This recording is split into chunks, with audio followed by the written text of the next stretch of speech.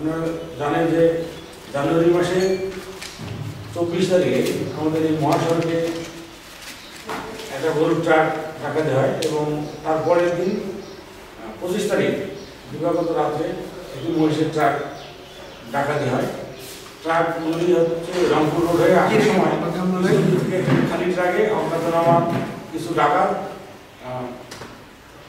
গরু এবং মহিষগুলোর ট্রাকটির গতিরোধ করে সামনে গিয়ে দাঁড়ায় এবং কিছু বুঝে ওঠার আগেই তাদেরকে এরকমভাবে মারপিট করে ওই ট্রাক থেকে নামিয়ে নিয়ে তাদের যে খালি ট্রাক আছে সেই ট্রাকের মধ্যে তুলে নিয়ে যায়।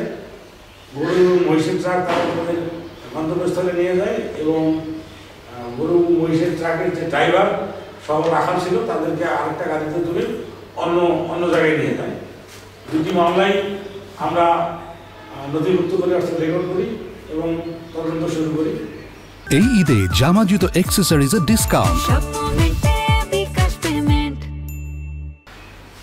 তদন্তকালীন সময়ে আমরা দ্রুততম সময়ের মধ্যে লুণ্ঠিত গরু এবং মহিষ উদ্ধার করতে না পারলেও লুণ্ঠিত ট্রাক দুটি আমরা তাৎক্ষণিকভাবে উদ্ধার করতে সক্ষম হই।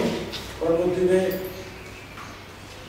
প্রযুক্তি সহায়তায় এবং আমাদের যে ম্যানুয়াল সোর্স এই সোর্সের মাধ্যমে তথ্য নিয়ে আমরা ডাকাত দলকে ধরার চেষ্টা করি এবং তার ধারাবাহিকতায় আমরা প্রায় 14 জন ঘটনার সঙ্গে সংশ্লিষ্ট ডাকাতকে গ্রেপ্তার করতে সক্ষম হই। পাশাপাশি গরু ডাকাতির সঙ্গে আরও জড়িত সংশ্লিষ্ট 6 জন ডাকাতকে আমরা গ্রেপ্তার করতে সক্ষম হই। তারা সকলেই আন্তর্জাতিক ডাকাত দলের সক্রিয় সদস্য। তাদের সকলের বিরুদ্ধে একাধিক চুরি ডাকাতি ছিনতাই মামলা রয়েছে। তারই ধারাবাহিকতায় গত রাত্রে আমরা ঢাকা থেকে একজন ডাকাতকে